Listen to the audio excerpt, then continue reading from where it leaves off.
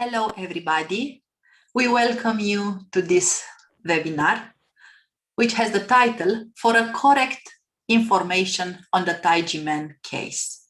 This is a webinar after the International Day of Universal Access to Information, which was celebrated yesterday on 28th of September. My name is Camelia Marin. I am human rights activist, Deputy Director of Soteria International, and I will moderate the first part of this webinar. In the beginning, few words about the event that we refer to. On 17 November 2015, the United Nations Educational, Scientific and Cultural Organization, UNESCO, declared 28 September as International Day for Universal Access to Information. Informed citizen can make informed decisions, for instance, when going to the polls, says UNESCO. Only when citizens know how they are governed can they hold their governments accountable for their decisions and actions. Information is power. Therefore, universal access to information is a cornerstone of healthy and inclusive knowledge societies. Universal access to information means that everyone has the right to seek, receive, and impart information. This was the explanation, and is the explanation given by UNESCO regarding the importance of this day, celebrating the access, the universal access to correct information.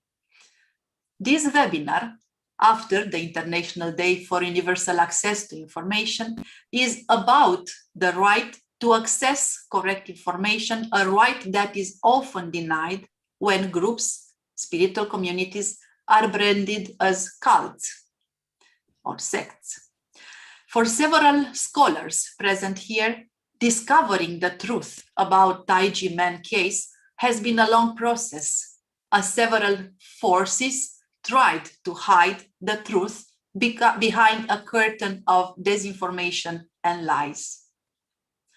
It is always unfortunate when anyone innocent is wrongly accused and several times lacking access to the information, and by that is forced to defend with their very person what should have been already secured by the state. We see situations when the false accusations leaking from prosecutors during the investigation to media make somebody suspicious in the eyes of society, and maybe even in front of his or her family, just because following the voice of his or her conscience, as it is in the case of spiritual communities or members of the spiritual communities. We noticed that in many countries, laws result in people being treated differently, subjected to restrictions or arbitrary conditions on how they can access information, on how they can live their lives because of who they are or what they do. Such laws deny human rights and fundamental freedoms, and states have a moral and legal obligation to remove such laws.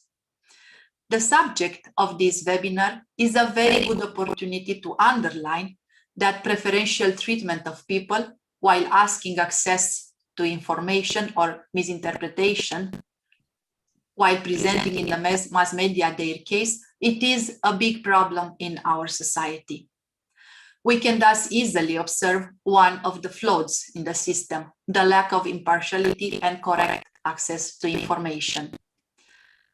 And here it is the case of mass media, who is several times presenting partial information without having any kind of investigative journalism, and several times by the fact of such articles, somebody is prejudged by the society and a kind of blame, defamation will just be upon that person.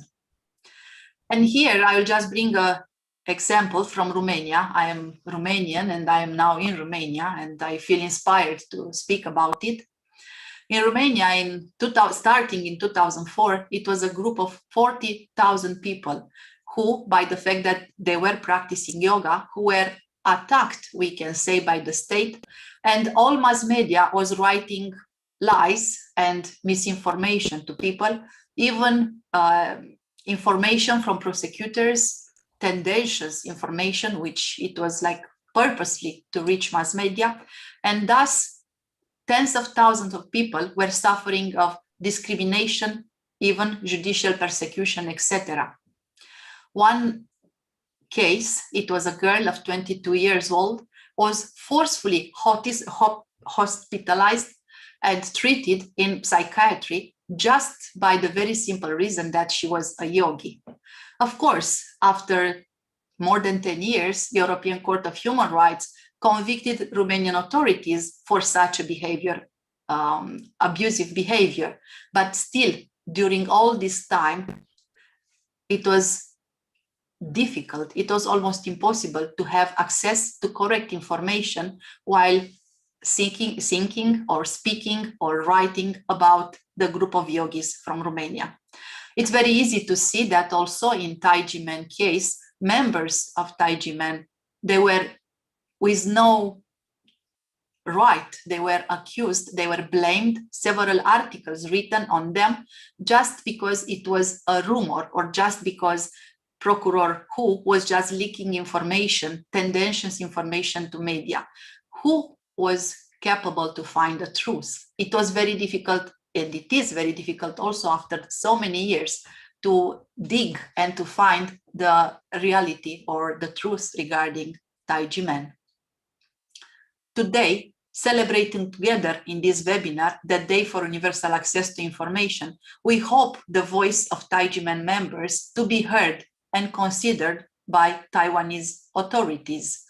Once again, scholars and Taiji Men students discuss the situation of Taiji Men spiritual community and the wrong information, doings, abuses of the Taiwan's National Taxation Bureau.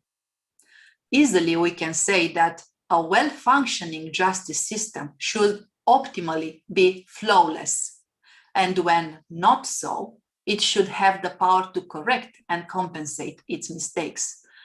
We kindly ask the Taiwanese authorities to look into the case and to correct all the informations and to let people find the truth regarding Taiji Men.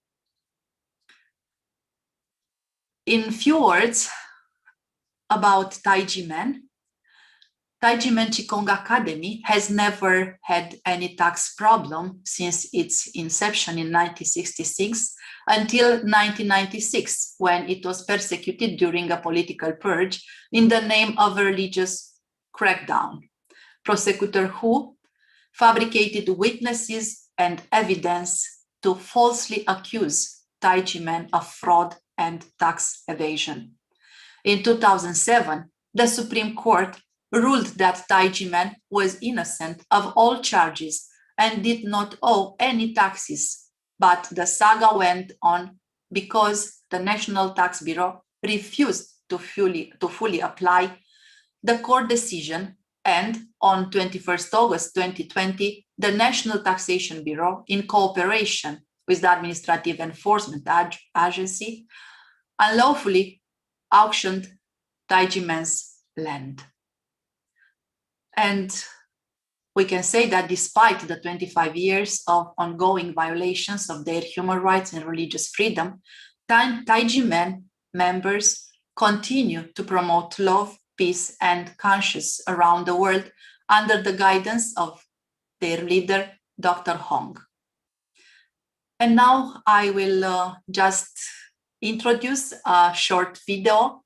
It's about Arshel Marz, and we can easily observe in the practice of the Taiji Men community how actually through their inner harmonic balancing yin and yang, such a demonstration of martial arts becomes also a piece of art. Let's see now the video. Martial arts practitioners are devoted to safeguarding Earth and protecting the people of the world. So now, with the martial arts performance, we would like to wish everyone courage and determination to settle conflicts and create peace. Ladies and gentlemen, the Taiji Men Martial Arts Formation.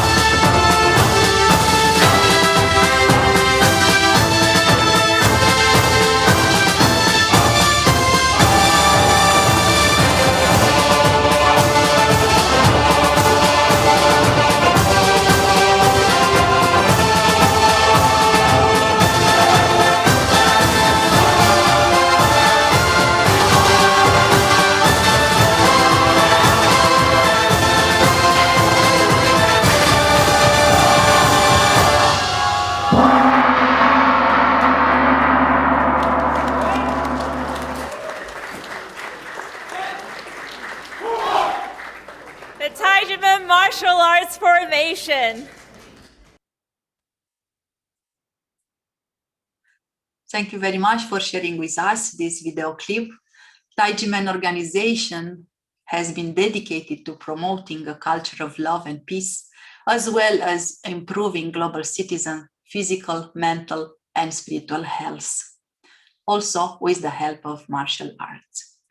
And now we will go to the speakers, and in the very beginning, we will have with us Mr. Peter Zohrer, journalist and blogger, human rights activist, and executive director of Forum for Religious Freedom Europe, FOREF. This organization is an independent, secular, civil society formation dedicated to defending the freedom of religion and other fundamental human rights in accordance with international law. Dear Peter, the floor is yours.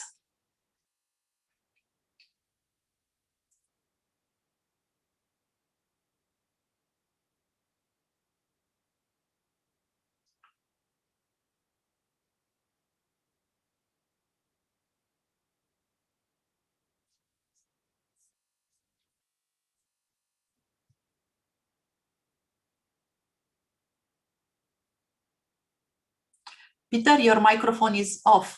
We don't hear you. Can you open it? I'm sorry. Okay, is No it problem. okay now? You can Yes, hear me please start from the beginning. Yes, thank you. Thank you, Camilla, for your nice introduction. Once again, I'm very honored and I feel privileged to be in this distinguished circle of religious freedom advocates and some of my friends whom I have been working with since quite many years now.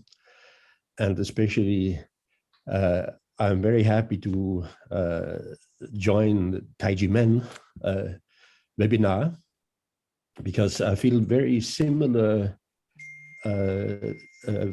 situation you are facing in the line of persecution to my own faith community, which is the Unification Movement.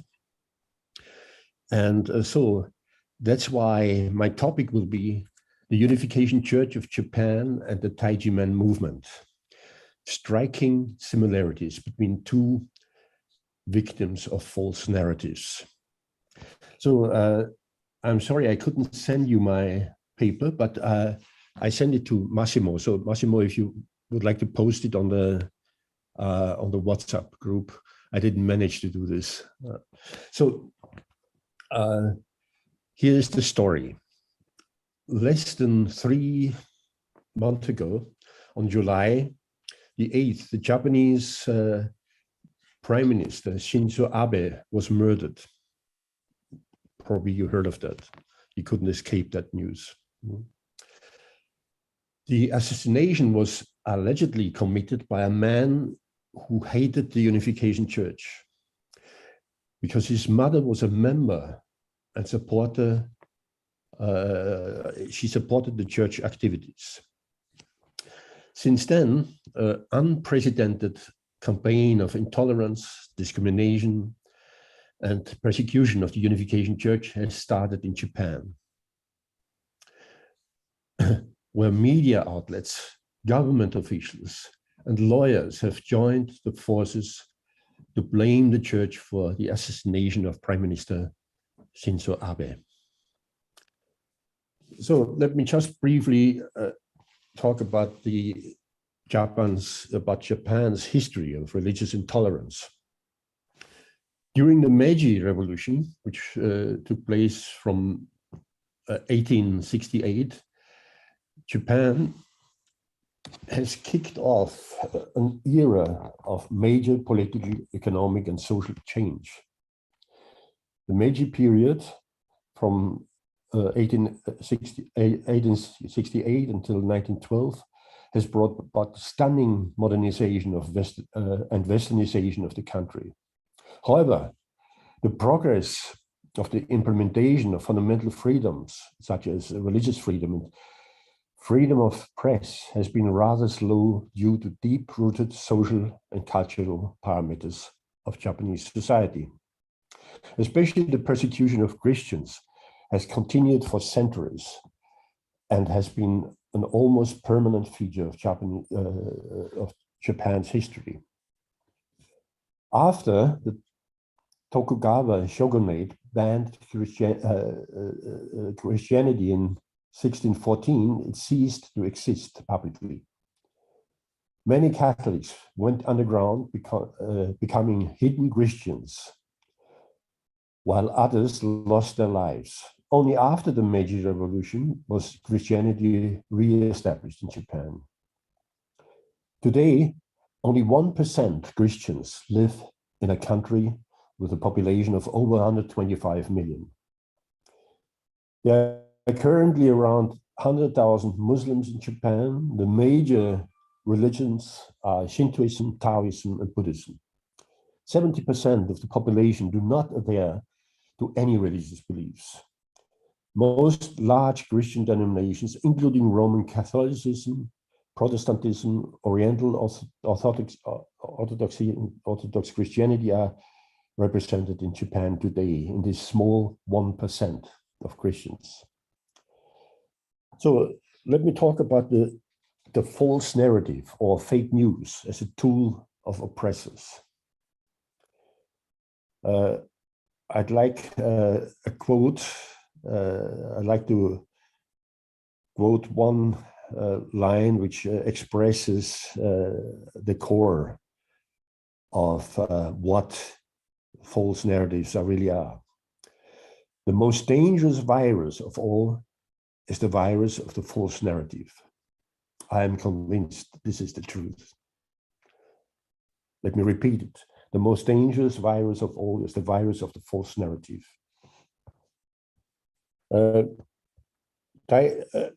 Just as the Taiji-Men Shifu, or Dizzy, had never committed the crime of tax evasion they were accused of, all the members of the Unification Church in Japan have not committed the crimes they have been accused of either.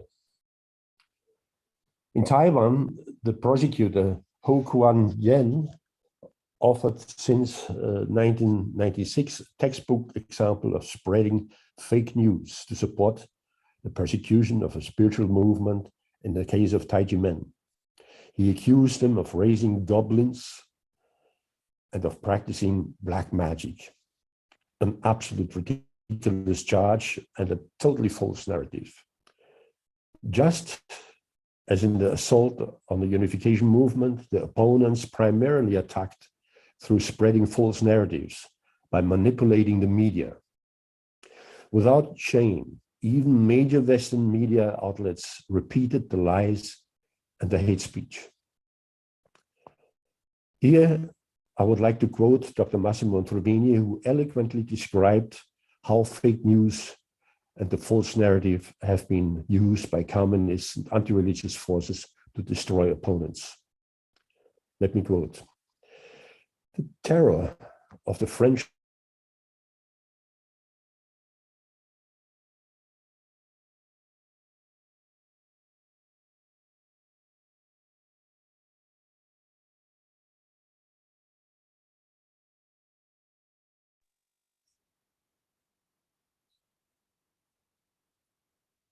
Revolution killed some 30,000 priests, nuns.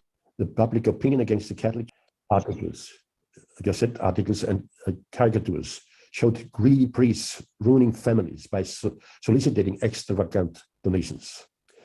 Communist propaganda learned and applied the lesson.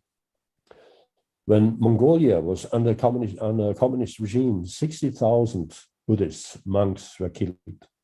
The regime prepared it with a massive propaganda poster campaign where monks were depicted as vampires sucking the blood of the Mongolian population by asking for heavy donations. We are now witnessing the same propaganda at work against the Unification Church, or Family Federation, as it is called, in Japan, after the assassination of Shinzo Abe. The assassin claimed he wanted to punish Abe for having sent videos to 2 events of an organization connected with the Unification Church, a group he hated because he believed his mother's donations to it had led her to bankruptcy. Mind you, that was 20 years before. In the case of the Unification Church in Japan, leftist lawyers and media have a double motive to destroy the movement. The first motive may be revenge. During the 60s, the church has co-founded an organization called VOC, Victory Over Communism. This initiative was launched to counter the rapid infiltration and escalation of atheist communism in Japan.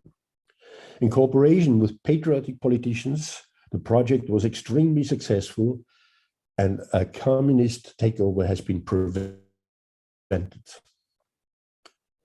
That is not just me saying that was confirmed by Japanese communists.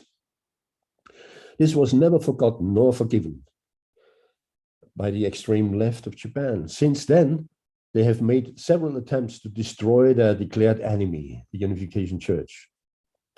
Another reason for the left's rage against the Unification Church unification movement may be the tireless support for the patriotic policies of LDP, the Liberal Democratic Party, which Prime Minister Shinzo Abe was heading.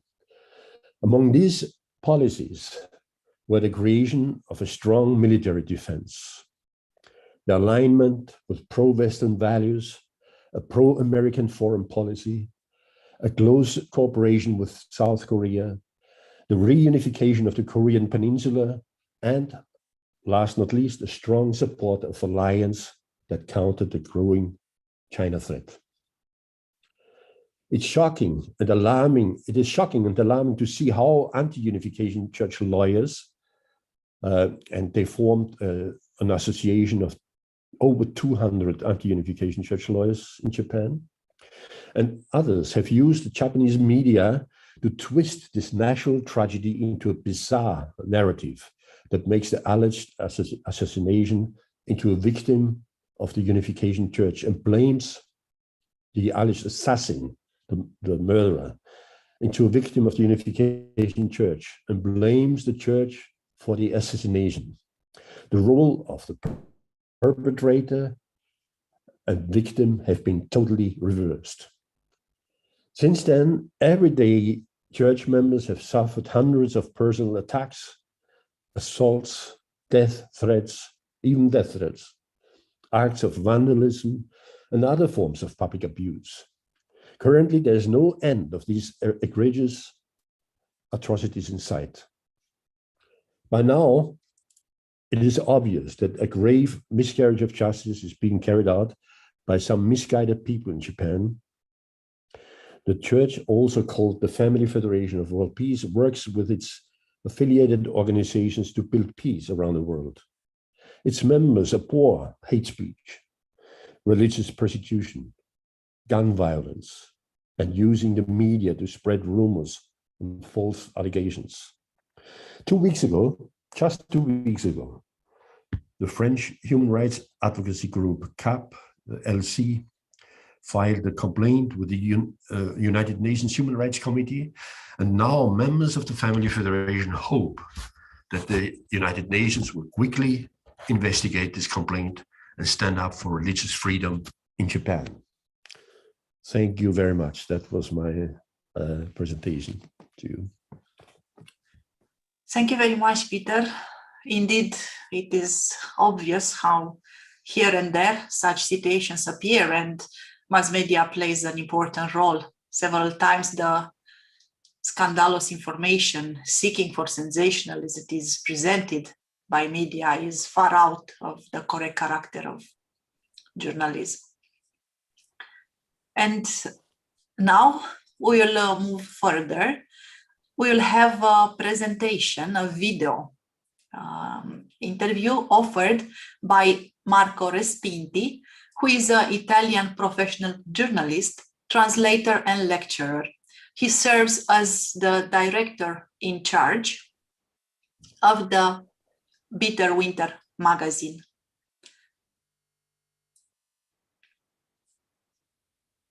Which is a magazine of religious liberty and human rights.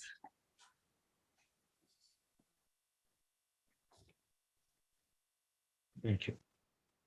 Quid est veritas? What is truth? This question still resonates in the world after 2,000 years, having been first uttered by Pontius Pilate, the Roman governor of Judea, from 2627 to 3637. Pilate used this formula to answer Jesus when the latter told him in so many words that he came into the world, quote, to bear witness to the truth, end of quote. Some Christian churches believe that Pilate later converted to Christianity. Some even venerate him as a martyr and a saint, but this famous question is still quoted as the very epitome of skepticism. In the postmodern world, though, classical skepticism, which basically repeats Pilate's questions and claims that what truth is something impossible to know, has been supplanted by relativism, which goes even further. Relativism argues that either truth does not exist or all have their own individual truths. Being totally subjective, the relativistic concept of truth becomes an empty can. In this scenario, what is true for a person is false for another, at the same time and in the same respect. The principle of non-contradiction elaborated by Greek philosopher Aristotle no longer applies. A somewhat more moderate version of relativism limits itself to claim that perhaps truth exists, but we cannot know it. The more radical contemporary relativism, on the other hand, has completely abandoned the use of truth and regards it as a meaningless and useless word. Sociologists and those who study cultural hermeneutics have adopted the expression post-truth. It describes an intellectual climate where objective facts are less important than subjective beliefs and even mere emotions. Feelings become more important than the hard facts of reality because for those living in the post-truth, an objective reality no longer exists. This is not just an academic question. Serious problems arise when post-truth dominate decisions: how to vote in elections, what to believe in news services, what is science and what is not, how to buy and sell goods, and many others. The concept of adequatio rei et intellectus, or the correspondence between reality and intellect, seems to have been originally formulated by Neoplatonist Egyptian philosopher and physician Isaac Israeli ben Solomon, or Persian polymath Ibn Sina, known as Avicenna. It gained fame through 13th century Catholic philosopher Thomas Aquinas. In the post-truth world of hyper-relativism, that fundamental description of how the human mind works and gains knowledge is completely lost. Instead of reasoning upon hard facts, the postmodern mind compels facts to obey to the idea that human reason has of them. Ultimately, facts can be abandoned and replaced by mere subjective feelings. It is sufficient to have a feeling of any sort about anything to compete in what was before known as the world of ideas. Some claim that the ancestors of modern radical relativism and post-truth was German philosopher Friedrich Nietzsche, who raised irrationality to the rank of a key tool of knowledge and interpretation. They may well be right. When Nietzsche famously shouted that God is taught or God is dead in his 1882 book, The Joyous Science, where he repeated the tremendous sentence of his book, Thus Spoke Zarathustra, published in 1883-1892, he of course did not mean that God was truly, really physically dead, as if someone had killed him. Similarly, his book of 1895, but written in 1888, The Antichrist, was not some piece of Satanist literature. He explained openly all this when, again, in Thus Spoke Zarathustra, Nietzsche wrote, "Dead are all the gods," probably including among the dead Satan himself. It was not Satanism. In fact, it was something worse. Well versed in classical philosophy, which he planned to turn on its head, Nietzsche knew all too well that the God of the philosophers is the fullness of being and the sum of all perfections, the source of morality and the ultimate criterion of truth. Thus, when he proclaimed God or all the gods dead, arguably including Satan as the anti-God, he meant that dead were all parameters of objective truth, and ultimately truth itself. It is common to see Nietzsche as a precursor of Nazism, but in fact we can find his posterity on both the right and the left of the political spectrum. More precisely, we can argue that certain right-wing and left-wing currents find in Nietzsche their meeting point. Nietzsche's target is not God or Christ, it is truth and reality. God or Christ or any other spiritual guiding force or superior governing principle die together with truth, and as a consequence of the death of truth. Having killed truth, the German philosopher could triumphantly declare the grand opening of a new age, the age of the Umwertung aller Werte, or the transvaluation of all values. He announced in his book, The Antichrist, that once truth had been killed, values had lost their roots and anchors and were now totally transformed. It was a Sabbath of post-truths. The impact on communication of knowledge and the transmission of news is incalculable. They are a crucial influence on education and progress. Coming to a consensus on issues of fact is impossible if many do not believe truth exists. The link with the Taijumen case is obvious. The Taijumen case has a peculiarity. There is a penalty, but there is no crime. A spectacular case of guilt by innocence. After having been arrested, and had their property seized, Taijumen Shifu, or Grandmaster and disciples, were cleared from all accusation by the highest courts of law in Taiwan. Their decisions established beyond any doubt that they had not committed the crimes they were accused of, or to put it more simply, that they had not committed any crime, including tax evasions. Yet some corrupt bureaucrats in the taxation department of the Taiwanese government continued to issue against Taijimen bills that could theoretically be justified only if Taijimen Shifu or Dizi had committed a crime. Let me repeat that they didn't. They did not commit any crime.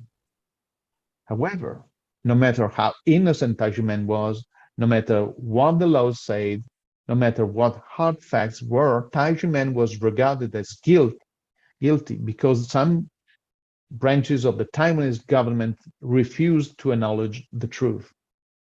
They were neither blind nor deaf. They simply lived beyond the facts, in the situation of post-truth. The Taijimen case, of course, has its reality based on hard facts, evidence, and legal truth. But the post-truth bureaucrats do not care. They only care about their individual feelings and interests, oblivious to the immense damage and suffering they cause. Spreading correct information on the true reality of the Taijimen case is crucial. However, it is only possible if you believe that hard objective truth exists beyond subjective perception.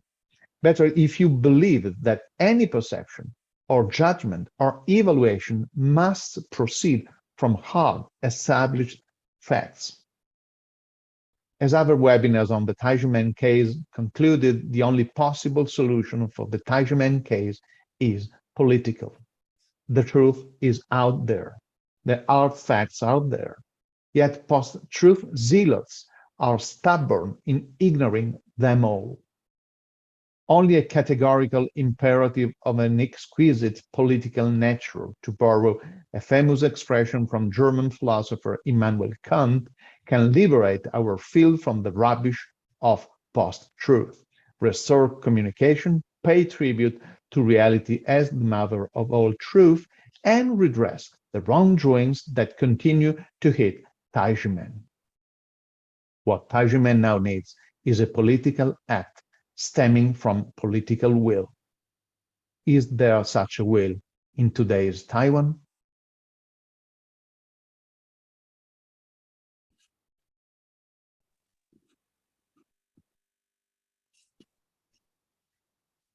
A very good question. Thank you very much to Marco. And thank you for such a beautiful presentation, starting from philosophy and reaching to the very simple truth. How is possible to have so big problems and accusation and so on, which actually it's totally false, because in front of the court, Taijimen was considered totally innocent, not guilty. And still they suffer consequences of a totally incorrect decision taken by the National Taxation Bureau.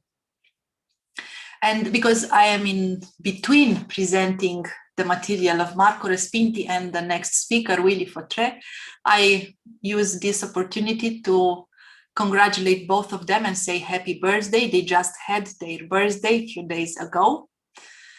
And with this, I introduce Willy Fautré, director and co-founder of Human Rights Without Frontiers. Willy was an active advocate for human rights in communist countries during the Cold War. He has extensive experience in freedom of religious or belief around the world. He's a member of the International Consortium on Law and Religious Studies. He has written many articles in university journals, held lectures in academic conferences, testified before interstate organizations, and given interviews to international media.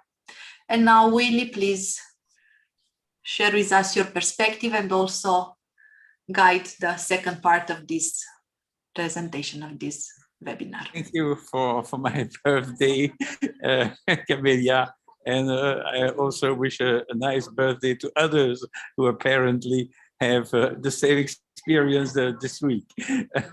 So I must first tell you this. I am at the OSCE in Warsaw, and I was disconnected for about 10 minutes from you because of an unstable connection. So I hope it will be okay, but I cannot guarantee it. So I will try to be as short as possible so as to give the floor to the various DISI who will share their experience with us. So first of all, as a short introduction, I will say that it is absolutely a major value to defend. It's a freedom of expression, but also a freedom to inform people correctly and to be informed correctly, not to be manipulated in one way or another by private or economical or political agendas. And that has happened more and more in these last few years. The best proof is that the two words that were almost unknown until a few years ago, it's fake news and trolls.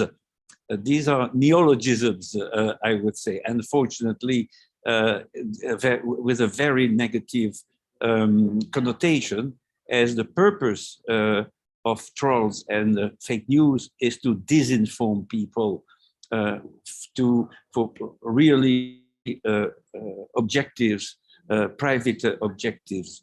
So we must absolutely fight against that in one way or another, and all ways that are at our disposal.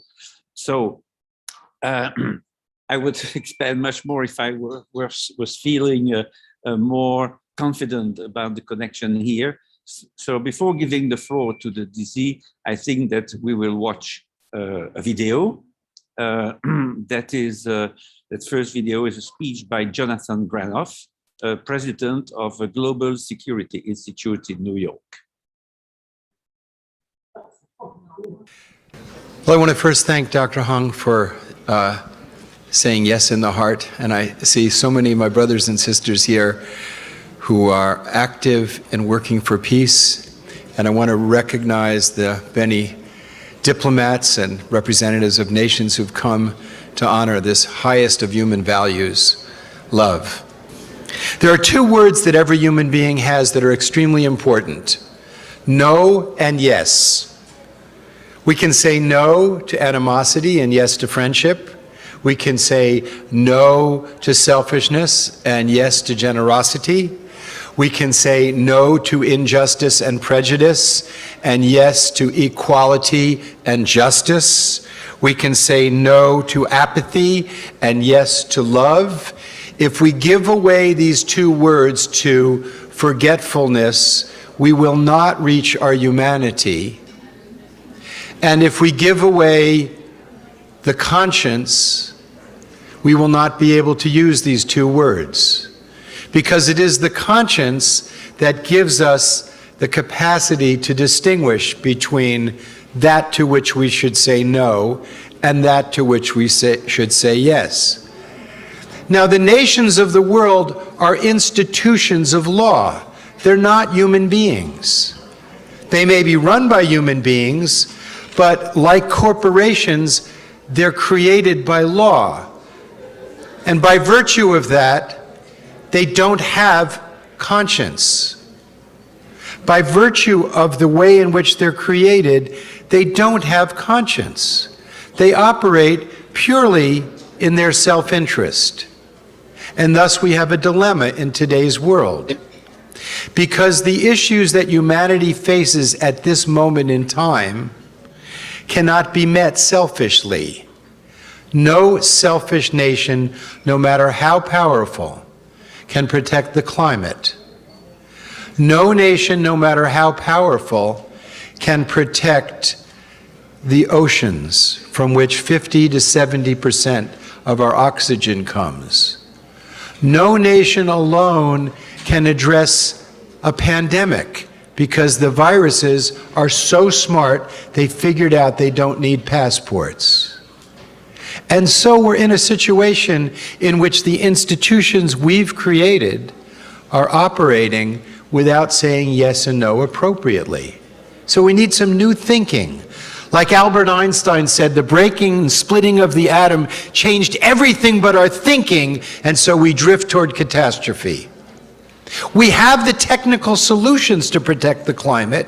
We have the technical solutions to address pandemics and protect the oceans, but we don't have the thinking correctly. The most important thing in thinking is determining what's true. So let's start out with truth. The truth is we are one human family. That's the truth. That's really important. So we need to first and foremost have human security. Human security says the purpose of every state is to protect its citizens. And states can't protect their citizens unless they put human security first so that we can protect the climate, deal with pandemics, and not ever again continue the profligacy and madness of militarism. Don't tell me your values, show me your budget. Since 2000, when FOPAL was created, the world has spent over $32 trillion in pursuing security through weaponry. My country alone has now pledged over $1.7 trillion to modernize the nuclear arsenal. And the more we perfect this, the less security we get. This is not the kind of thinking that conscience leads. So there's a task before us. We cannot be apathetic. There's a task before us. We cannot be selfish. There's a task before us that an awakened conscience says very simply, it's time to move from the love of power to the power of love. We don't need to be ashamed to say we love each other and we love all of humanity without distinction of nation, race, religion. Everyone was created by the same mystery. Every human being breathes the same air. Every war invokes love, love of religion, love of race, love of country, love of me. We need to flip the love of me to the love of we. That's the change. And that power to do that, there's only one power that can move from love of self to selfless love, and that is love itself. And so we're gathered today to support one another in this endeavor. We're gathered today to come together and say, we are committed to that to which we must say yes. Now, Dr. Hong at some point had a calling to ring the bell of the heart and go around the world and say, come together and say yes. We can do the same in our own way. And it's time the nations of the world treated other nations as they want to be treated. That's how peace is obtained. And every time a nation treats another nation in a selfish way, discord happens. The balance of yin and yang goes off. And every time nations treat others as they want to be treated, strength and harmony comes about. World War I, crushing reparations on the Germans. What did we get? The chaos of Nazism. World War II, the Marshall Plan, rebuilding the countries that were vanquished, rebuilding Japan and Germany. What did we get? Democracies, trading partners, and friends. In one instance, we pursued revenge and selfishness. In the other instance, we pursued wisdom. Wisdom works. This is the first time in human history in which the spiritual insight of the unity of the human family has become a practical necessity. It is a practical necessity, or the great small island nations could actually disappear. They could go underwater. What arrogance that we should continue to do this. And I, from a country that burns so much fossil fuel, say, I'm sorry. I'm sorry for what my countrymen and for what the nations of the North have done to the small island states. I'm sorry for the testing of nuclear weapons in the islands in the Pacific. I'm sorry that we forgot that we are one human family, but it's time to move forward. So I say, yes to love, yes to conscience, yes to human security. Thank you.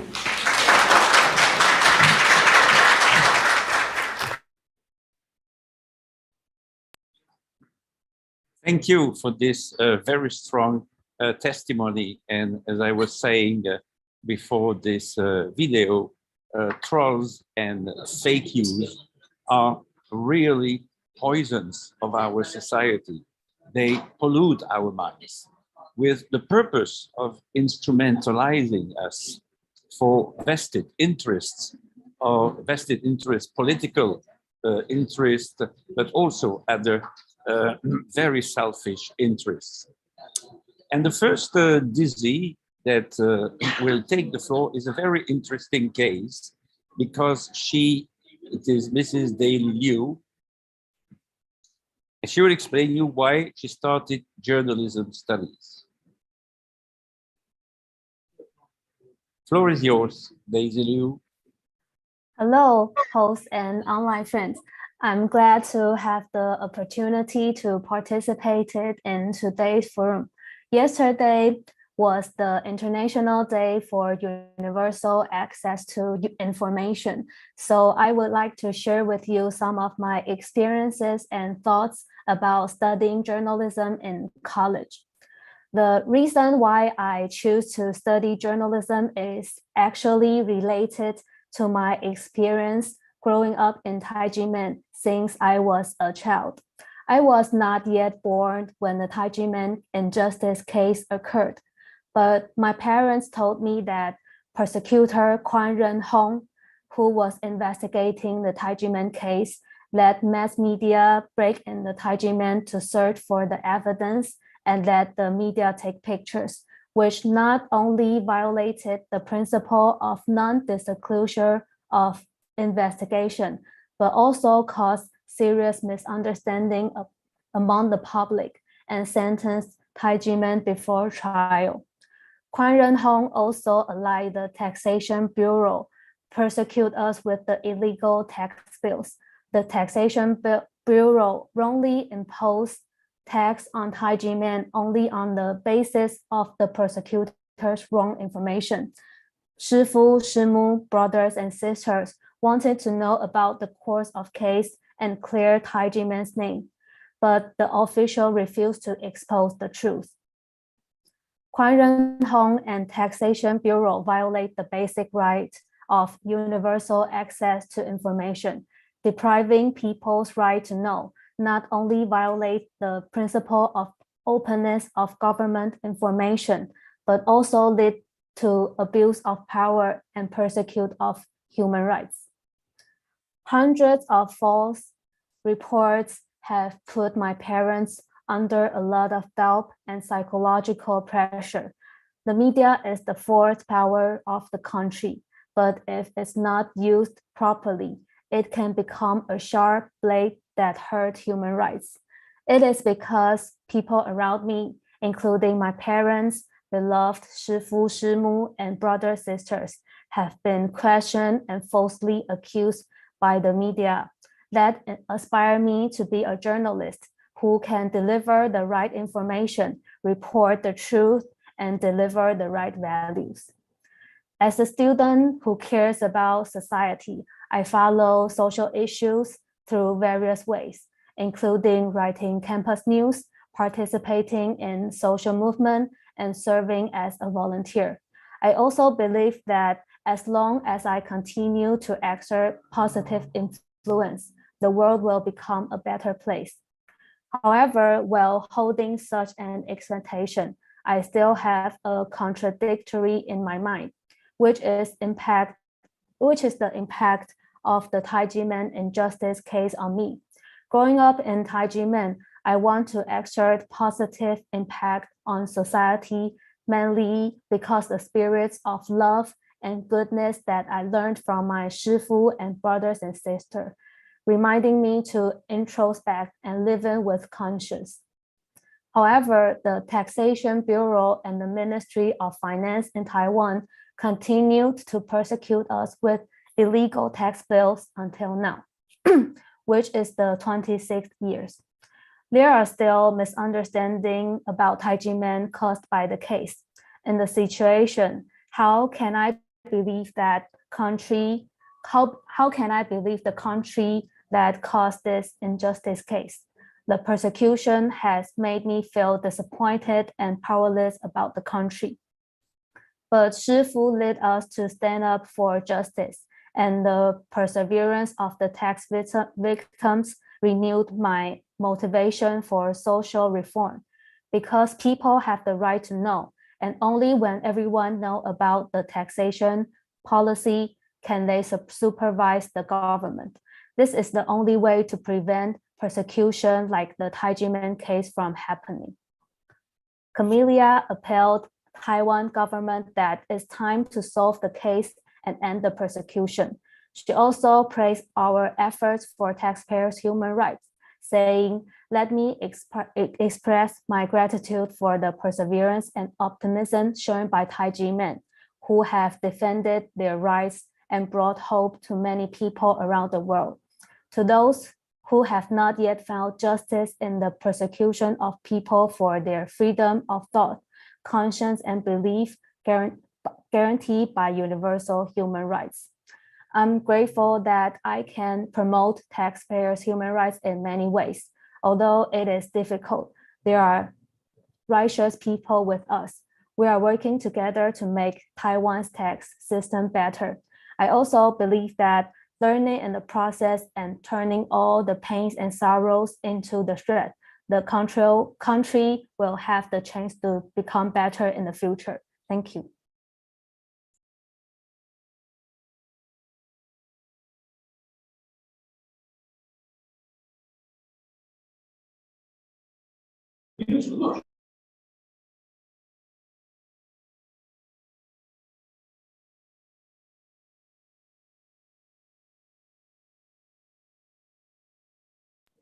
Yeah, I'm sorry with the connection. No, I wanted to thank you for sharing with us the reasons why you chose to study journalism in college. It is, in fact, your experience of growing up inside Taijimen since you were a child. And it is because of the misleading media coverage of the case that you aspire to be a journalist who can deliver the right information, report the truth, and deliver the right values. And you also said, and I think it was very important, that the media is the fourth power of the country. But if it is not used properly, it can become a sharp blade that hurts human rights. Thank you for that warning again. And now I will give the floor to Mr. Daniel Chang, a retired technology company manager.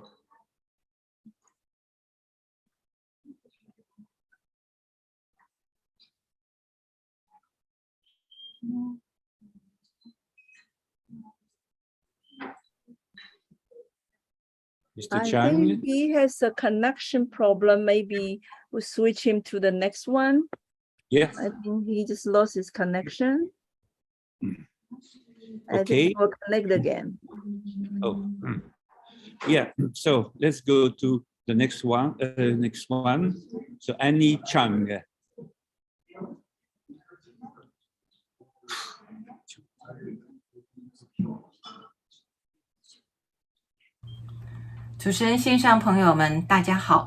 Hello everyone. It is a great honor to be invited to participate in the online forum. Today, I'll focus on three themes: information is power, information and human rights, and information and communication. I have been practicing Qigong for over 26 years and have a better understanding of information, including the fact that it has energy, that it can help or hurt people, and that it is critical to spread good information. Words, sounds, and images represent the appearance of information, while the mind represents the content. Our heart kung fu, which is to unite heart and chi into one, is also a type of information, a component of nature's information, so it is critical to reform our hearts and cultivate righteous chi. We are not gods, so our minds are usually influenced by others. If we spread good and positive messages of yin and yang balance, which will help to stabilize the magnetic field and have favorable effects on one's physical well-being, interpersonal relationships, domestic harmony, and the ecology of the planet. This is also a way to promote human rights. Similarly, data will be exchanged between myself and myself. Listening to the messages from my body and conscience will help me better understand myself. My Shifu, Dr. Hong Taozi, Shaman Rain of Tai Chi Men, recommended that we become our own doctors. I benefit a lot from this. When I was sick in the past, my only options were to go to the doctor and take medication. But I experienced stomach pain and had low mental and physical immunity. There was no medicine for my disease. After practicing Qigong, I realized that Qi is the foundation of life and that Qi can be practiced. In addition to helping us prevent and maintain our health, Qigong can help us escape from danger in times of crisis. Being aware of danger, on the other hand, is a form of Kung Fu. You can detect changes in your surroundings if you keep your heart quiet and calm. This has previously been confirmed in the martial arts world, as well as by many primitive tribes. People who become one with nature can detect each other's emotions and messages. We can spread the message of love and peace through cultural exchanges, just as we can through martial arts practice. I used to be irritable, both at myself and at others. I would berate my closest family members, as well as myself in my heart. All of these messages are not encouraging. Shifu says that if we think about it once, we will be scolded once, and if we think about it 10 times, we will be scolded 10 times. So now I encourage myself on a daily basis, and I also learn to speak wisely in order to reduce the possibility of being criticized.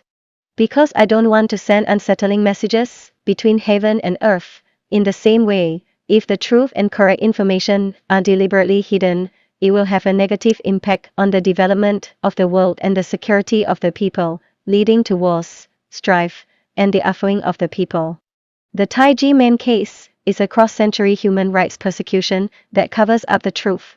In the incident of Tai Chi Men case, the illegal officials abused their powers to persecute freedom of belief and human rights. First, the prosecutor abused his power to investigate illegally, and then he created fake witnesses and evidence and joined hands with the National Taxation Bureau to issue illegal tax bills without any legal basis for taxation. What impressed me most was that the appeal committee of the Ministry of Finance had revoked the NTB's illegal tax bills 5 times and asked the NTB to find out the nature of the monetary gift when 206 brothers and sisters accepted the letter, and all of them said that the monetary offering was a gift, but the NTB hid this important evidence, did not provide it to the appeal committee, did not take the initiative to provide it to the court, and even refused to allow Shifu and his wife to read the file. What's more, NTB officials deceived the judge that only a few people were gifts, and even deceived the control yuan that no one said it was a gift. The NTB doesn't just refuse to say which people are gifts they deem possible. And it is impossible to say how the sky-high tax of 3.2 billion is calculated. Chen Linhuajian, a former member of the Control Yuan, publicly stated in 2017 that there were 7 corrections in the Tai Chi Men tax case, and every time it was corrected, the NTB said, "We got it wrong," she told the finance minister, "this should be closed." However, the NTB ignored the Control Yuan and ignored the court's judgment and continued to issue illegal tax bills against Tai Chi Men. All this shows that the authoritarian legacy still exists in the administrative organs, and the lack of open and opaque information, coupled with unequal powers, arbitrarily taxing the people has hindered the implementation of the relief system. In face of the state violence, Shifu taught us about laws and taxes, the lawlessness and chaos of public power, and how to face the meat grinder of the state's violation of human rights, how to spread information so that everyone knows not to fall into the trap, how to spread information to encourage the public to face evil bravely and uncompromisingly without compromise, how to spread information to let officials know not to make mistakes again, and how to admit mistakes and muddle through. At the end of August, the government just held the review meeting of the ROC's second report under the United Nations Convention Against Corruption and the 2022 Regional Religious Forum. But these two conferences costed people's tax money and invited international experts and scholars to come, but they blocked the voice of the people and the information provided, and became a closed-door meeting under the cover of the government, so that these international experts and scholars could not obtain correct information and really assist the government to provide a reform for corruption. There, I urge the people to learn to be the true masters of their country. When the power of the voice of justice gathers, more people stand up and jointly supervise, so that the government's authoritarian monopoly is no longer promoted. The government's implementation is open and transparent, and when speaking with international scholars, it must also be open and fair, and if there is a mistake, it will be corrected, and it will be responsible for policy. The right message is power. I have done 2,000 episodes of broadcasting, written hundreds of articles commenting on current events, and am now learning how to make films and spread them widely. Now that the online world is full of huge amounts of false and negative energy information, many regrets arise, such as, I will not kill Bo Ren. Bo Ren died because of me. With these insights, I am excited to learn and promote and disseminate good information on a daily basis. When Shifu taught me to do broadcasting, he told me that sound is like a beam of light. It can travel through time and space thousands of miles away, so I can understand that the bell of world's peace and love conveys the message of love and peace, and the energy of peace can soothe restless hearts, whether the living or the dead.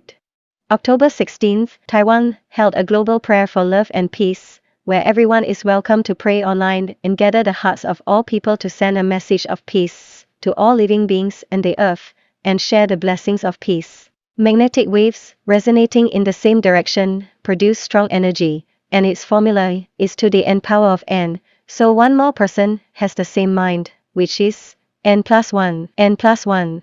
Don't underestimate yourself and the power of uniting all good thoughts. This is my sharing. Thanks.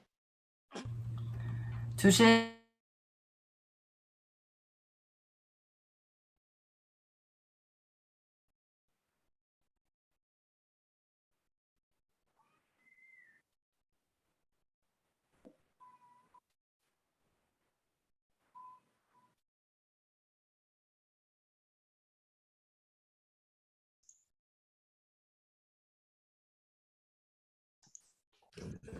Willie, switch on the microphone. We don't hear you. Yes, okay, yes. So I was saying, thank you for structuring your testimony around three main themes: information is power, information and human rights, and information and communication. And now I don't know who will be the next speaker, if it will be Daniel Chang that we tried to reach a few minutes ago, or Mrs. Su Xia Chang Dizzy. Okay.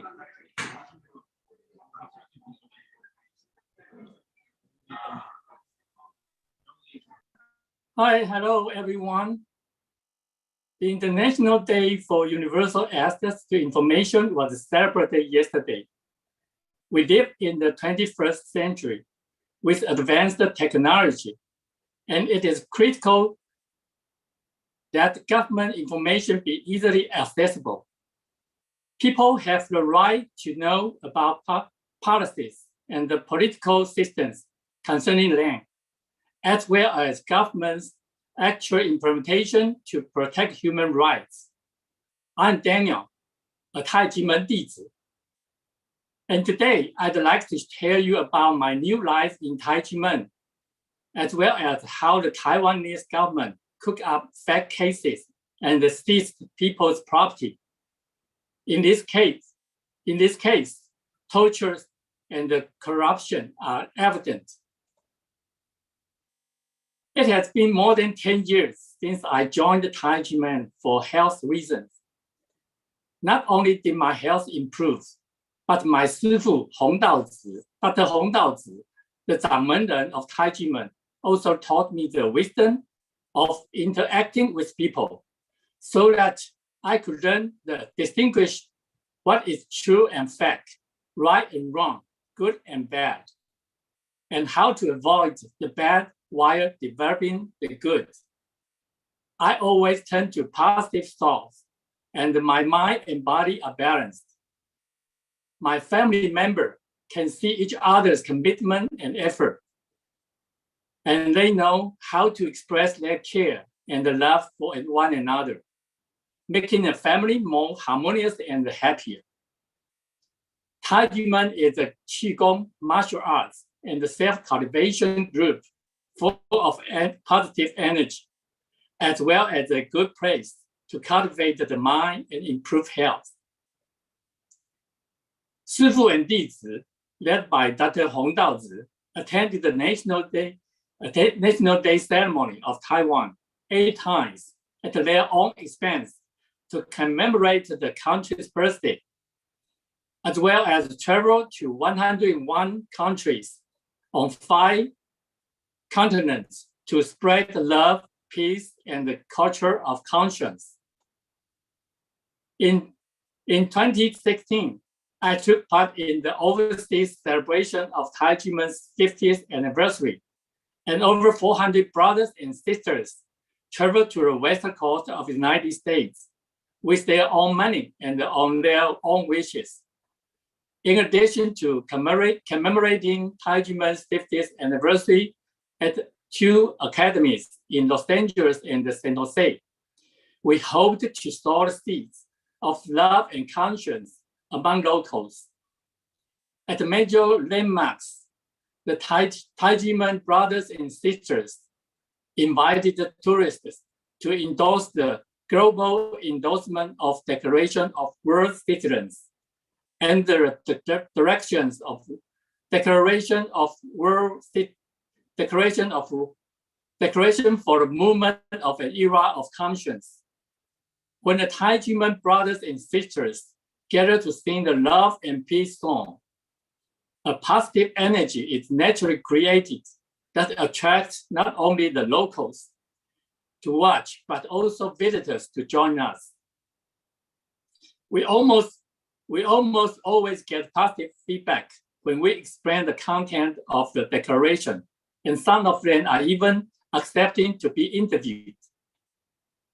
This also demonstrated that the Shifu instilled courage, hope, and energy in his deeds, and that the bigger the heart, the greater the energy.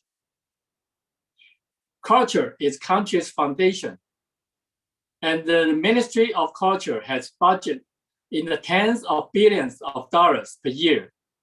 Shifu and Dizi of Taijima have always been dedicated to cultural heritage and the promotion of Chinese culture.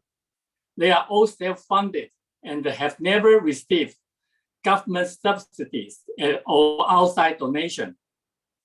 Such an organization, which is widely recognized and praised both at home and abroad, has been unfairly persecuted by injustice in terms of human rights. Taijima's unjust and fabricated case has been ongoing for 26 years, but still cannot be rectified. The fourth Taijima case arose from the prosecutor Hou Kuanren's false indictment. In 2002, the Control Yuan took the initiative to investigate and identify 8 major violations in prosecutor Hou Kuanren's investigation of the Taijima case. The evidence contradicts the indictment, and the indictment is not in accordance with the evidence law. Furthermore, when Hou Kuanren abused his power in investigating the Taijima case, used the detention to obtain false confessions, which is considered torture under Article 7 of Covenant on Torture. Not only he was not disciplined, but he rose through the ranks to become the director of the Forensic Science Institute. The Control Yuan classified the Taijima case as a major human rights violation case. More importantly, on July 13, 2007, the Supreme Court ruled that Taijiman was not guilty of fraud, tax evasion, or violation of the tax law. In 2019, the National Tax Bureau also reduced the tax and the related penalties for 5 of the 6 years arising from the criminal case to zero, but left the 1992 tax bill in place. Despite knowing that the 1992 tax bill was illegal, the executive office and the National Tax Bureau joined forces to forcibly auction off Taijiman's sacred land and took it into national ownership. The Taijiman case is a demonstrative mirror of the legal and the taxation systems. Not only it reflects that this case violates the people's right to live, property, and the petition, as well as their obligation to pay taxes according to the Taiwanese constitution, but also reveals the fact that illegal taxation and unlawful expropriation of people's property and have occurred.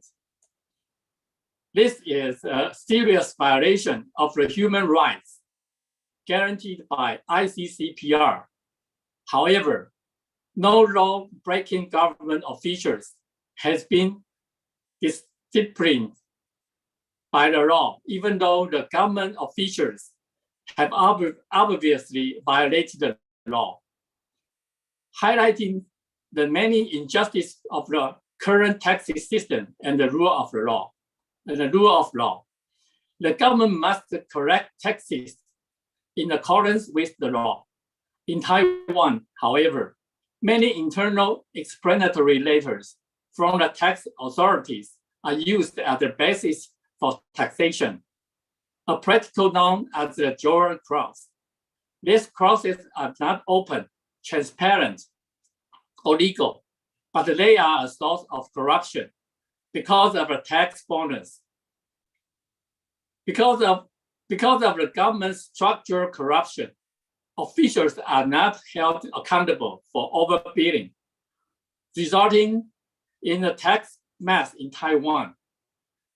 Taiwan claims to be a country that respects human rights, democracy, and the rule of law, and it has adopted the International Covenant on Civil and Political Rights, OHCHR, and the Convention Against Corruption. The executive branch should administer the law and protect human rights so that people can live without fear. So, on the International Day of Universal Access to Information, we will examine the human rights violation in the Taijiman case, which began with Hou Kuan-ren's abuse of power in investigating and producing false witnesses and evidence for illegal prosecution, and led to the National Tax Bureau's illegal tax bill. Last year, Taiwan has overtaxed revenue amount to New Taiwan dollar 432.7 billion, a cumulative total of New Taiwan dollar 1 trillion over the past 8 years. But where did the excess tax revenue come from and where did it go? All the information is not open and transparent. The problem of over-taxation should be monitored. Not only the information should be open and transparent, the tax money should not be spent indiscriminately. We can learn from Singapore to return the overtaxed money to the people so that the tax money will not be abused and the government's corruption problem can be eliminated. For nearly 26 years, Taiwan's relevant civil servants have not given the correct response to the fabricated Taijimen case, and they continue to use false information to cover up their mistakes. This raises questions about Taiwan's commitment to human rights and the rule of law. Taiwanese democracy is difficult to come by. The government should immediately vindicate the unjust case, make the truth public, restore the civil and deeds of Taijimen's reputation and innocence, return to democracy and the rule of law, and avoid the rules of integrity and the power imbalance that will harm the people and endanger country. I hope the President Tsai Ing-wen will truly implement transformational justice and that government officials will listen to their consciences while considering taxation and human rights. At the same time, I hope that reform and error correction will be conducted as soon as possible to vindicate the Taijimen case, which experts and the scholars refer to as white terrors of law and taxation, so that the international community believes Taiwan is a true democratic and human rights first country. Thank you for your time. Thank you very much. And we will now move to the next speaker, who is Ms. Su Xia Chang, Dizzy.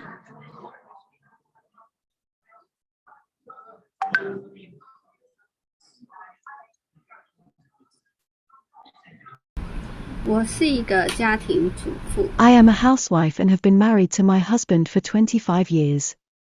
It has been 10 years since I joined Taijimen to practice Qigong and cultivate physical health. I remember when I was just starting out, I heard Shifu told Dizi that being intimate is to see each other's effort. Couples should see each other's strengths, tolerate each other's weaknesses, and tame your temper, and their families will naturally be sweet and happy. Recalling that before I joined Taijimen, I had a bad temper and often quarreled with my husband. My marriage was a little different from the marriage of most people who fall in love first and then get married. We are married because of our common religious beliefs, which is the Unification Church in South Korea. The priest buy see photos to match up and arranged our marriage. Only after getting married, we had the opportunity to know each other, so we had a long bonding period, and it was easy to fight over some small things. My husband's personality is very different from mine. I have hurry sickness and he takes a slower pace in life. So the two of us are very different in many things, ideas, and concepts. However, after a few years of practicing Qigong in Taijimen, my husband saw the change in my temperament and the less conflict with him, so he joined Taijimen as well. Now we are more likely to see each other's perspectives. Our point of view is slowly becoming more and more similar, and we communicate with each other better. We changed from always insisting on our own ideas, to willing to change ourselves for each other, mutually understanding, and also seeing each other's effort. In the past, my husband's temper was unimaginably irritable to outsiders, and the kind of ferocity he used when he scolded children was the kind that not only children, but also adults were afraid of. He often clashed with our eldest son over certain matters, and at that time the eldest son was in his rebellious teenage years, had a family crisis, and almost ran away from home. Looking back, it was terrifying, and I was also worried that his father-son relationship would always remain in a state of crisis. Fortunately, after he joined Taijimen to practice Qigong and cultivate physical health, he became more patient and open to communication with our sons and speak less harshly. The three sons saw his father's change, and finally they all joined Taijimen. Now the dad and three boys use a softer tone and resolve conflict with better communication. Now our whole family practice Qigong and cultivate physical health together in the energy family. In addition to having a better family relation, Taijimen brothers and sisters bring joys to each other as a family. We are a sweet, enviable, wonderful, happy family.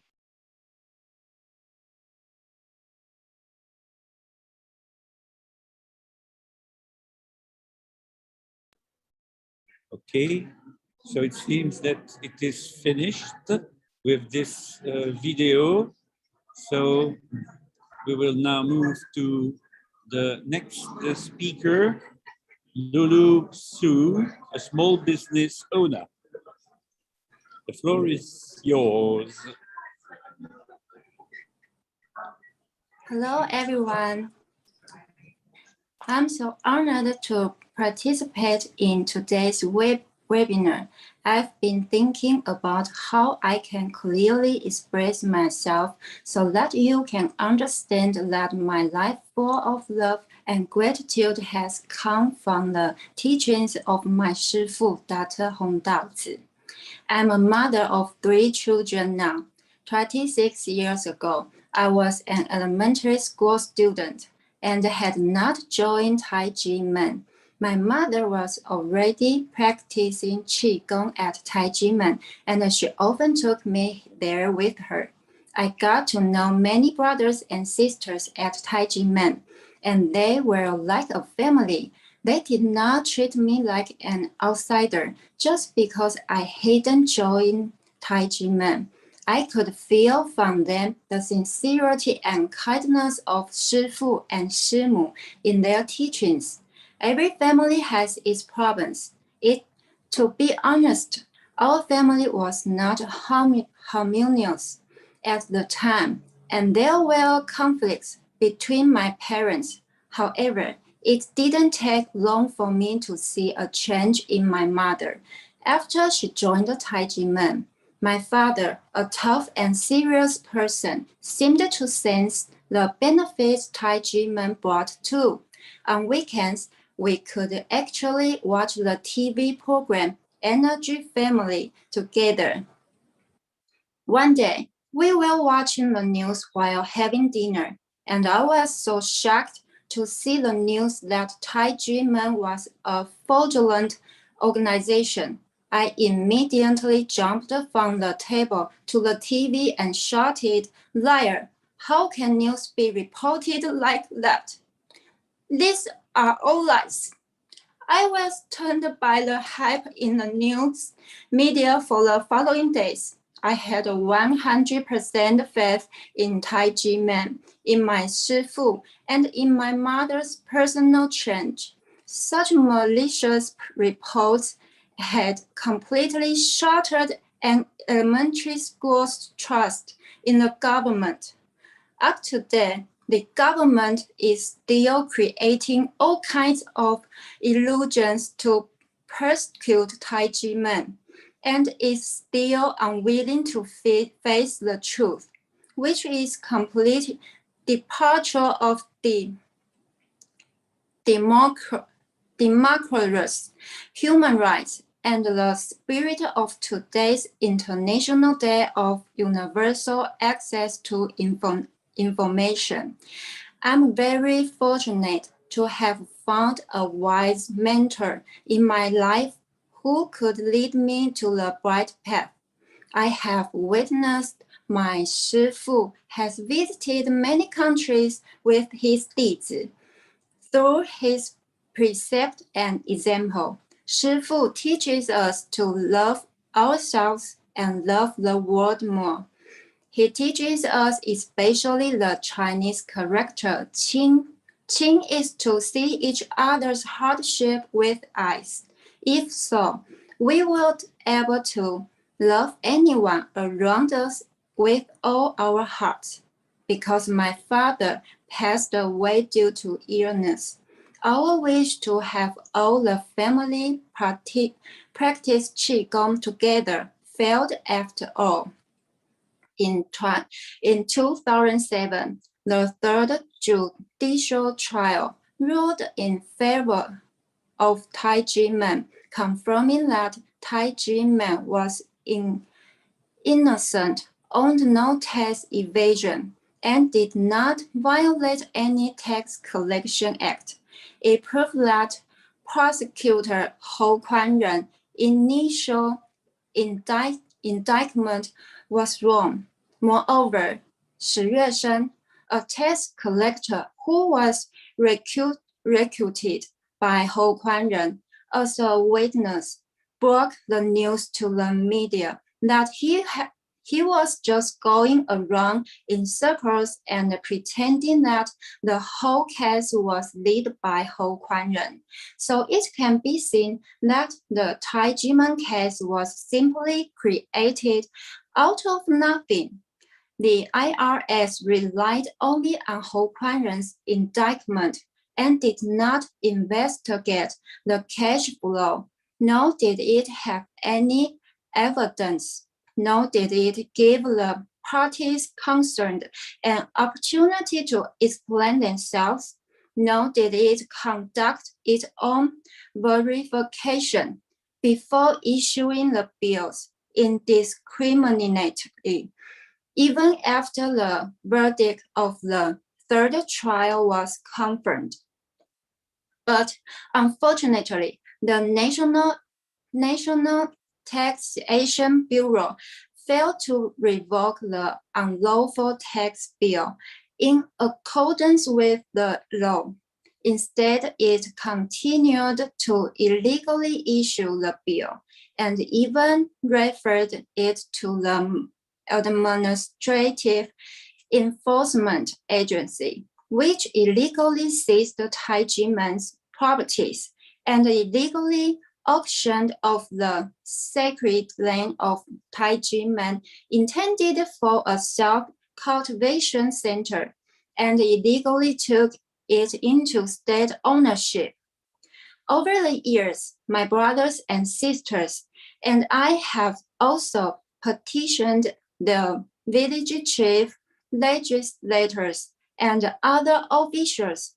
However, the result of each petition is always dismissed because the superiors constantly shirk their responsibility, cover the truth, deceive one by one, and even deceive overseas government officials. For the past years, I had performed on National Day and the Summer Universiade opening ceremony with Tai Jimen brothers and sisters, and even took part in several tax reform rallies when I was pregnant. Each time, I would imagine that we would receive news of the government's withdrawal of the illegal tax bill after the event. However, the sickly government ignored human rights and forcefully persecuted Tai Jimen by raiding their families and destroying their clan. Manfred Narbeck, a member of International Review Committee for the two conventions in Taiwan, stated that torture is the deliberate infliction of severe pain or suffering, whether mental or physical, on a powerless person. Taxation should be in accordance to the law, but it is usually based on the internal interpretations and orders of executive branch. And the amount of tax bills and the basis of taxation are arbitrarily determined by tax officials, which is completely inconsistent with the rule of law in a democratic country. Over the years, I have learned from my Shifu in philosophy of yin and yang, and how to tell right from wrong. In the same way, I have taught my children to their conscience as a criterion to make the right judgment. More importantly, governments must be open, transparent, and subject to oversight and accountability to order to avoid executive monopoly and the degradation of democracy into an authoritarian system. I would like to call on our government officials that making mistakes is not shameful. What is shameful is to make the mistake again and again. Have in mind your original intention of being a government official. Put the people first. Respect the human rights and love the people as your children. A right decision can save the lives of people and set an example for the next generation. Together, we must turn the future around with love and courage. If world peace is to come, this is my sharing today. Thank you all. Thank you very much. And we are now moving to our last testimony by Dizzy. Miss Chung, I'm sorry for the pronunciation, Chung Yanu.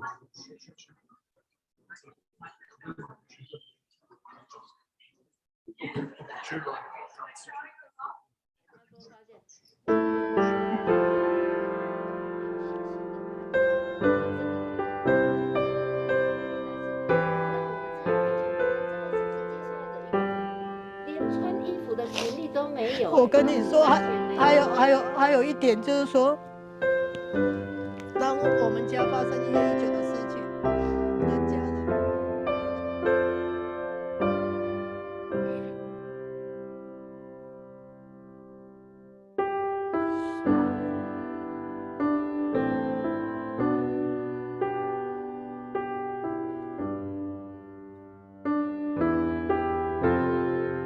我是在82年。On November 1st, 1993, I began practicing Qigong at Taiji Men.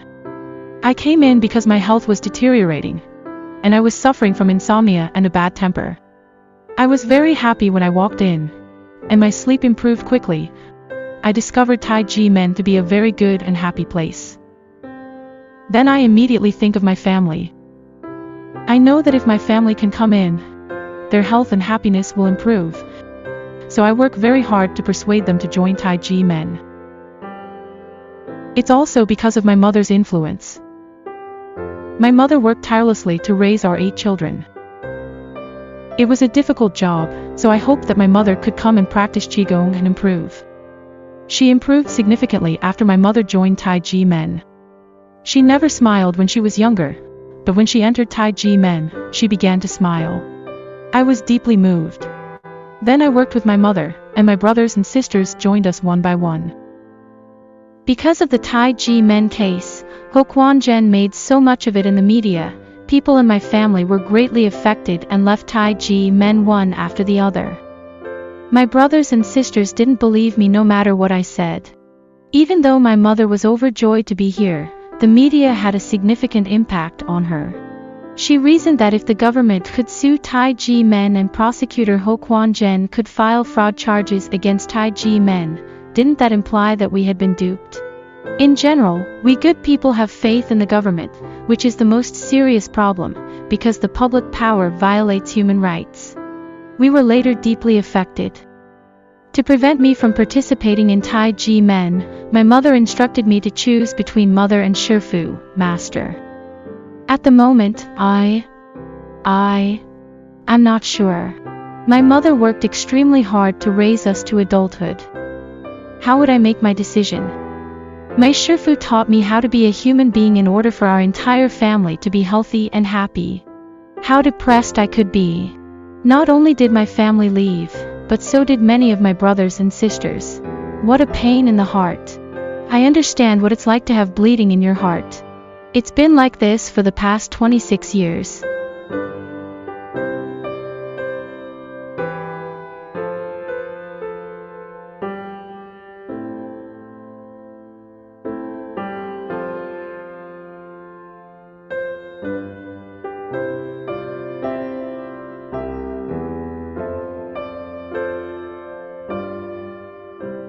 It's just that the media doesn't cover it. There aren't any reports, but there are only few. But when they destroyed it, there was a huge report, and it's still going on. The ratio is too small. I believe that somewhere along the way, I went from being very happy to hell. Therefore, I understand that all of the brothers and sisters suffered during this time. I understand that we are a family, not individuals. It is our entire family that comes in, not just me. I swear on my life that I will resolve the Tai Ji Men case. Only by resolving Tai Ji Men case will I be able to account for myself, my deceased mother, and my brothers and sisters. When the incident occurred, it was front-page news in the media and on television, and my family members would say to me, "You're just going there to practice Qigong. Why do you have to persevere?" I know in my heart that my Shifu is correct, and there is nothing wrong with the situation, it was staged. I'm aware of it. Because everyone believes in the government, and you can now see that it has control over the media and the people's hearts. It reports every day, and you believe it to be true. It will transform what is false into what is true. My younger brother later added that they were used by the government. For more than 10 years, he witnessed Tai Ji Men's tenacity. We were also used by the government at first, he said. I cried during the day and at night, and my tears have now dried up. It is exactly like this, so I understand why your heart is bleeding. This is exactly how it is. You know how happy I was when my family joined, but how would I make up for it when they left? That's correct. Ho Quan Zhen is the catalyst. I just want to ask how, after 26 years, he can still be promoted and get richer. Unimaginable. But, as I later discovered, we are dealing with the entire public power structure, not just Ho Quan Zhen. It is the entire staff of officials, and they all look out for one another. Let us not think only of Ho Quan Zhen, but of his entire front and back, so that they can deal with the people. What a nightmare. Then, of course, we must be courageous. How can we resolve the Tai Ji Men case if we are not brave? How can we redress our false case? As a result, I tell myself not to cry any longer. Crying will not solve the problem. I must face it head on.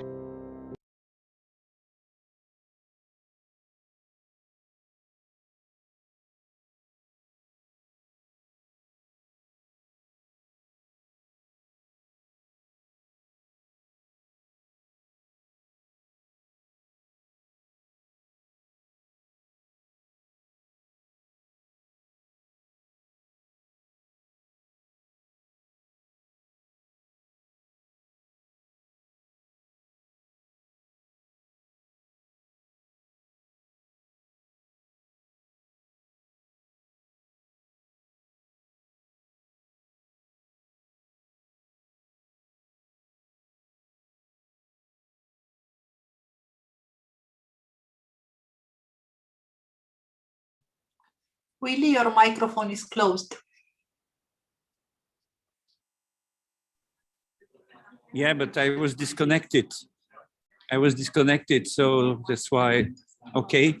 So now we, after hearing all those very interesting testimonies, we have reached the end of the list of the disease, and I will give back the microphone, if I can say it that way, to Camelia to introduce the last speaker for the conclusions.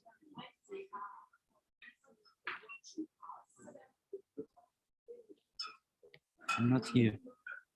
Thank you very much, Willie. And we hope that you stand there for the human rights at OSCE. And also physically standing, not exactly. sitting. Yes, I observed. Yes. And now for the conclusion of this webinar, we will go further to Dr. Massimo Introvigne.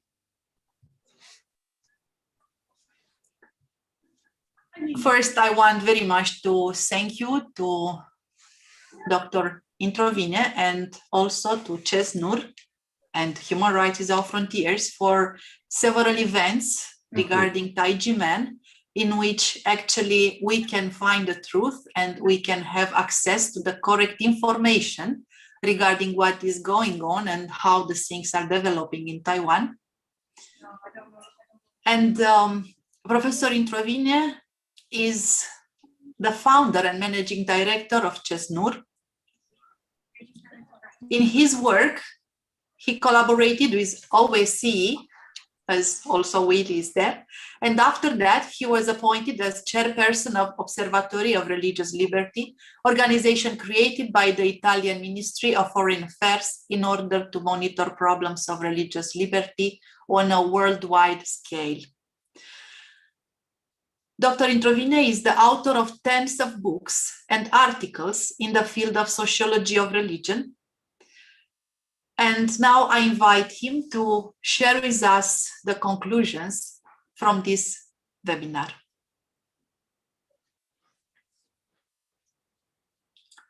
Your microphone, please. Thank you, Camelia. And we have already heard from other speakers that International Day for Universal Access to Information was added by the United Nations to the International Days of Observance in 2019. But in fact, UNESCO had already adopted it in 2016. And the rights, we also heard from many speakers that the right the United Nations and UNESCO wanted to focus on was not only the right of people in developing countries to have access to information. Perhaps they do not have a TV or a computer, but they also wanted to include the right to receive correct information. And they wanted to warn against the fake news, particularly when fake news are spread by governments. So echoing the experiences also of the DISI and experiences I'm sure Peter Zörer and Camelia collected from eyewitnesses in Romania and in Japan, I want to tell a personal story. I am a native of Rome, and my grandmother used to take me to see the grave of Emperor Nero, telling me how bad it was. And now, of course, as a grown-up, I learned that according to some archaeologists, perhaps the grave of Nero in Rome is not the real grave of Nero. It may be the grave of somebody else, but that's not important. What remains in my memory are the stories of my grandmother about Nero. And as she told the story is as such. Nero was a great persecutor of Christians for the good reasons that he believed to be God. And so he could not admit that other people worship different gods. And he killed several thousand Christians, men, women, and children. They were thrown to the lions, crucified, burned alive. And the carnage was too much even for the enemies of Christians. So Nero started to spread false rumors that Christians used black magic and even ritually killed and ate children. But these accusations of imaginary crimes were not believed. So he decided to accuse the Christians of a real crime. Arsonists that burned the city of Rome in 64 CE, and Nero accused the Christians of being responsible of the fire, while in fact he had burned Rome himself. Now that's the story as told by my grandmother, and I am aware that there are contemporary historians such as Edward Champlin in Princeton reminding us that we know the history of Nero mostly through his Christian opponents. And so maybe there are some exaggeration, but on the other hand, Champlin admits that the substance of the traditional story is true. It is true that Nero detained and executed thousands of Christians. Now, Nero seems to me is back today, and he has got journalists on his command. What we can call Nero's formula is at work again to persecute religious minorities throughout the world today, from Taiwan to Romania or Japan. Nero's formula is very old, but it still works. You persecute a religious group, you justify the persecution by inventing false stories about them. If this is not enough, you attribute to the persecuted group your own crimes. Then you persecute it even more. Then you justify the new persecution by spreading new fake news, and so on. Somebody can claim, but we no longer live in Nero's times, and this is true. Nero has at his disposal only rumors spread by his agents in Rome's farmers' markets. And today we have computers, TV, and fake news. On January 11, 2017, Donald Trump held his first press conference after he was elected president. And he said he was the victim of a massive fake news campaign. He said, referring to accusation of Russian actions to favor his elections, quote, "It's all fake news. It's phony stuff. It didn't happen. You, CNN, you are fake news." So the genius was out of the bottle. Fake news became a household word overnight. Trump had already used it during the 2016 campaign, but now he commanded planetary attention. But of course, when such geniuses are out of the bottle, they cannot be controlled. So Trump accused his opponent of spreading fake news, and Trump's opponent accused Trump of spreading fake news.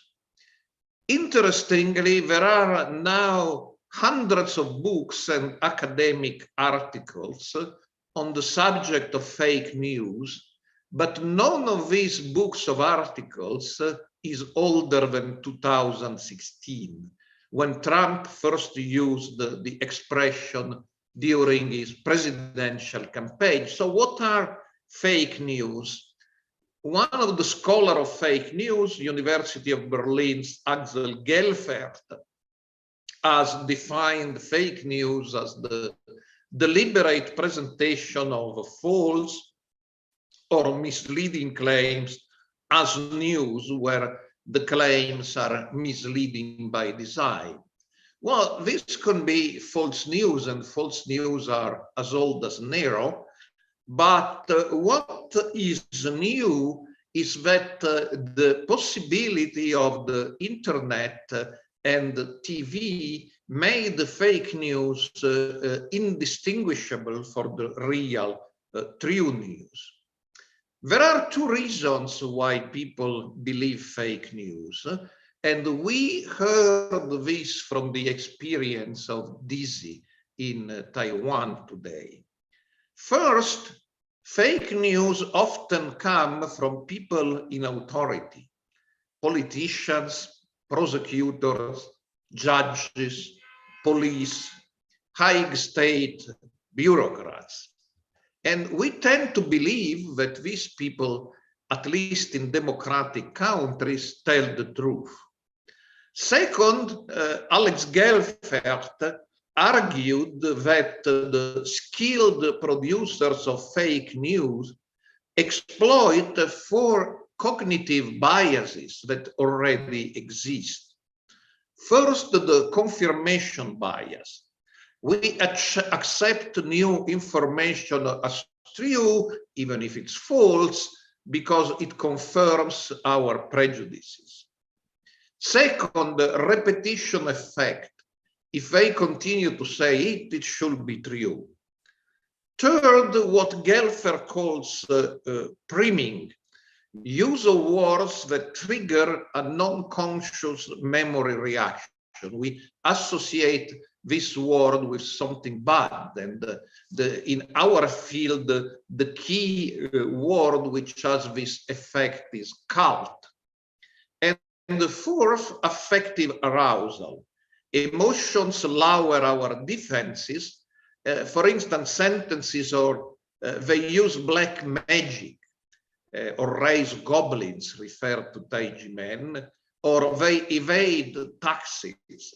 And evading taxes is something we dislike because we all have to pay taxes. So these sentences create an emotional excitement. So what I mean is, as it often happens, when the expression fake news was coined and became popular in the middle of the 2010 decade, fake news already existed, including against minority religions or spiritual movements. Without going back to Emperor Nero, who could not count on the modern media, the contemporary massive campaigns of mediabolization, to borrow a word from Willy Fautré, against groups labeled as cults, both in non-democratic and democratic countries, started at least in the 1960s. In Taiwan, prosecutor Hu Guangchen offered since 1996 a textbook example of spreading fake news to support the persecution of an innocent spiritual movement in the case of Taiji men. And as I say, the typical accusation is you practice black magic, and ridiculously, prosecutor Ho accused Taiji men of raising goblins. And as I also said, a very effective accusation, since we are all taxpayers, why we pay the taxes and somebody else doesn't, is you evade taxes. And that, of course, was the main accusation of prosecutor Ho against Taiji men, and it has been repeated to this very day.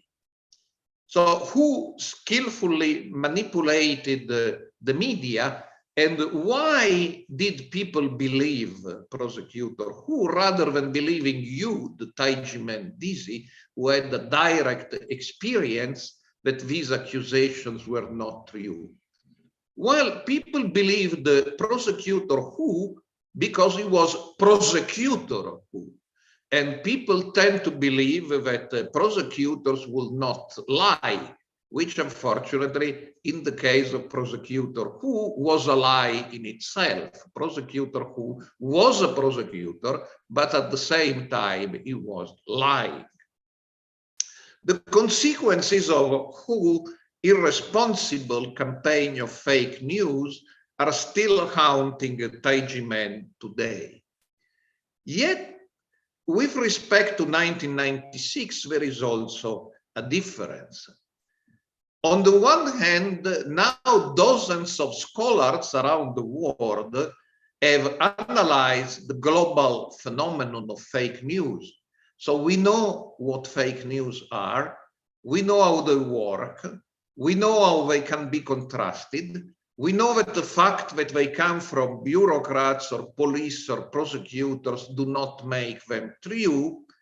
And on the other hand, dozens of scholars have studied the Taiji men case. So you are not alone. You, Dizzy, are not alone. There are scholars all over the world supporting you when you say that the fake news about Taiji men were false news. So we also know that truth, in some cases at least, in democratic countries, can be re-established, even if this is by no means easy. And this is the reason why we are here today. We are here today to re-establish the truth on the Taiji Men case. From all we heard from scholars, activists, and Dizzy today, we believe that rectifying the wrongdoings and re-establishing the truth in the Taiji Men case is possible. It's not easy, but it is possible. So let's all work together to re-establish the truth on the Taiji Men case. Thank you.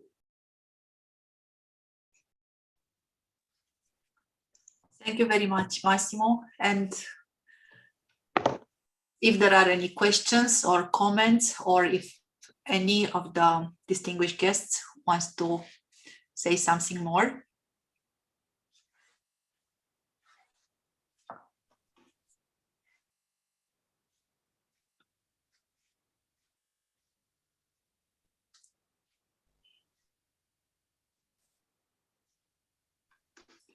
If not, we have one more video to be introduced in our program, and I kindly ask the technical support to share with us this video.